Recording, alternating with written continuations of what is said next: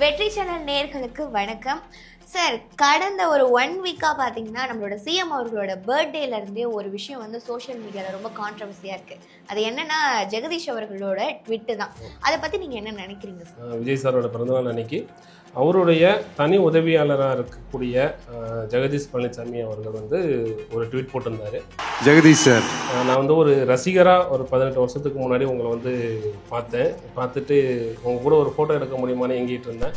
ஆனால் இன்றைக்கி வந்து நான் உங்களுக்கு வந்து ஒரு அரசாங்க ரீதியாக ஒரு தனி செயலாளராக நியமிக்கப்பட்டிருக்கான அந்த அரசாங்க ஆணையை வெளியிட்டு ரொம்ப வந்து மகிழ்ச்சி அடைகிறேன் அப்படின்னு சொல்லி போட்டிருந்தாரு.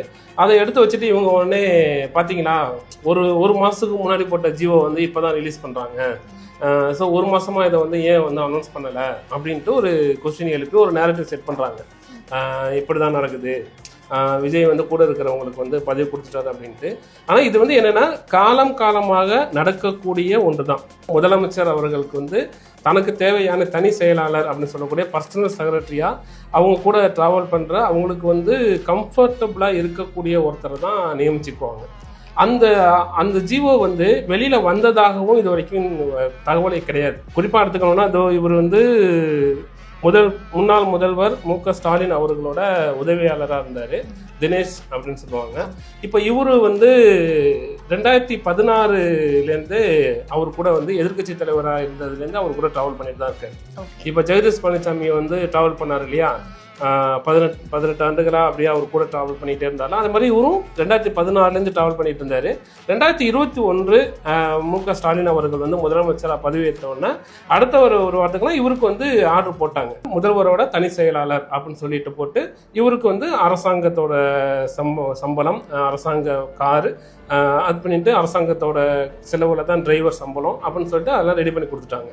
அதே மாதிரியான நடைமுறை தான் இப்போ தினேஷ் அவர்களுக்கு வந்து போட்ட ஆர்டர் வந்து வெளியில் வந்துச்சா யாருக்குமே தெரியாது. ஏன்னா ரொம்ப நாள் கழிச்சு வெளில உள்ளவங்க சொன்னதுக்கு அப்புறம் தான் முதல்வருடைய உதவியாளர் அப்படின்னு சொல்லிட்டு சொல்ல ஆரம்பிச்சாங்க. மற்றபடி உள்ள நடக்கிற இந்த விஷயங்கள் வந்து வெளில வரவே வராது. அதுக்கு முன்னாடிலேருந்து அந்த நடைமுறை தான் இங்கே வந்து இருக்கு. அவர் வந்து அவரோட மகிழ்ச்சியை வெளிப்படுத்துற மாதிரி அந்த ஜியோவை வந்து ரிலீஸ் பண்ணதுனால இவங்களுக்கு தெரிஞ்சிருக்கு, இவங்களுக்கு வெளில தெரிஞ்சிருச்சு. அதை வச்சுட்டு இவங்க ஒரு நேரட்டிவ் செட் பண்ணுறாங்க, இந்த அரசு வந்து இப்படி தான் சிஎம் விஜய் அவர்கள் வந்து தனக்கு நெருக்கமானவங்களுக்கு வந்து பதவி கொடுக்குறாரு அப்படின்ட்டு. முதல்ல வந்து அவரோட ஆஸ்தான நண்பர் அவருக்கு ரத்தன் பண்டிட் சார் அவர்களுக்கு வந்து கொடுத்தாரு. அதை வந்து உடனே வந்து சர்ச்சையானோன்னு உடனே எடுத்துட்டாரு. ஆனால் இது அப்படி கிடையாது. இது வந்து அவருக்கான தனி செயலாளர் நியமனம். அது வந்து காலமாக நடக்கிற நடைமுறையை பின்பற்றி தான் வந்திருக்கே தவிர வேறு எதுவும் கிடையாது. இப்போது இவ்வளவு நேரட்டிவ் வந்து செட் எதிர்கட்சி சார்பில்.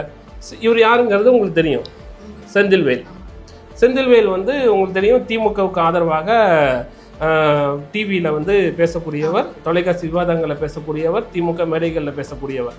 ஆனால் இவரு ஒரு அரசாங்கத்து பணியில் இருந்தார், யாருக்கும் தெரியாத ஒரு விஷயம். என்ன பண்ணி சார்? அதான் கலைவாணர் அரங்கத்தில் இவருக்குன்னு ஒரு தனியாக அலுவலகம் கொடுத்துருந்தாங்க. அதுவும் 2015 சமயத்தில் தான் நியமிக்கப்பட்டார். ஒரு 1.5 வருஷமாக அவர் வந்து அதில் பணியாற்றினார். அவருக்கு தனியாக அரசாங்க வண்டி கொடுத்துருந்தாங்க.